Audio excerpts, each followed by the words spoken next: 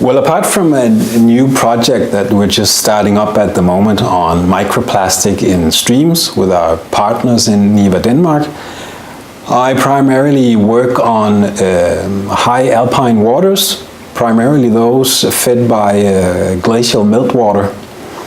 And just at the moment I'm preparing a presentation of some data on a nutrient addition experiment on a tropical glacier-fed stream in Ecuador. One of the interesting things about these systems is that they are characterized by large dial variations in environmental factors such as discharge and temperature and turbidity. And we really don't know anything about how that affects nutrient dynamics.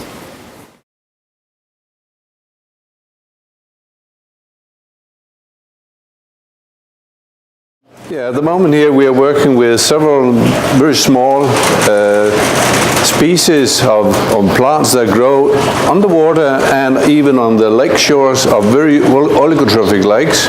And these are endangered species, and we're trying to examine what the critical aspects are in their growth and in their survival.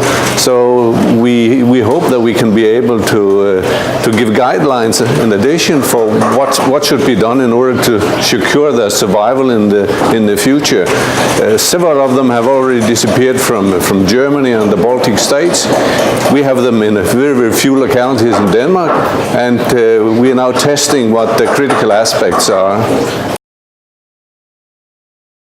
Yeah, we have a very exciting project where we are working with small lakes less than 1 hectare in size.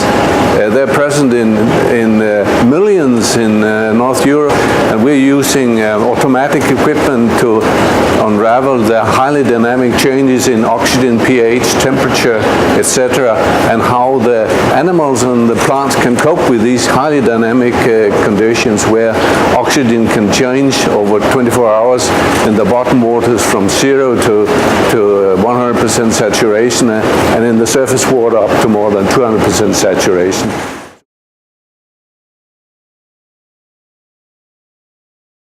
So in general, I'm working with wetland plants, aquatic plants, dryland plants, any plants exposed to stress of various sorts. And since I'm coming from a freshwater biological laboratory, I'm mostly interested in water stress.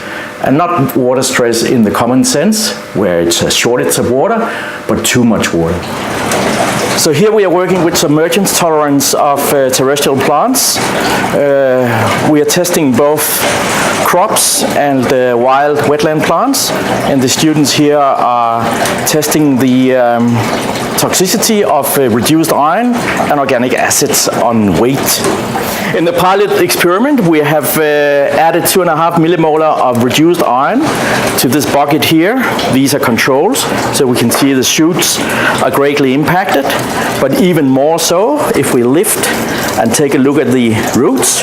So the red roots, they are rusty from the iron treatment, and now we are in a recovery period, so the new roots that they are setting are nice and fresh.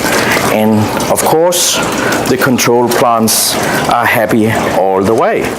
In the lab, we are working with various techniques in order to assess the stress that reduced iron and organic acids and other phytotoxins are exerting on plant roots and plant shoots.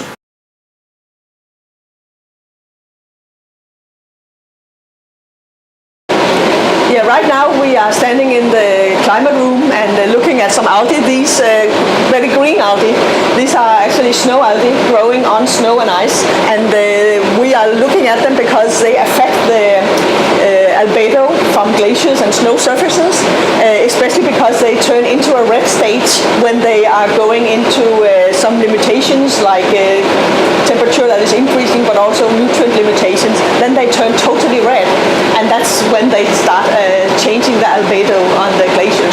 What we are trying to find out is when they go from the green to the red state, because this is not clear. They do that in nature, but now we want to simulate it in the lab cultures, because then we can also work more intensively how they are changing the albedo.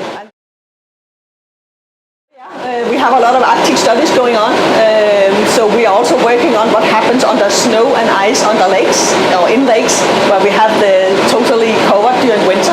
And so we are interested in how the plankton populations react to this long time with no light and very little nutrients.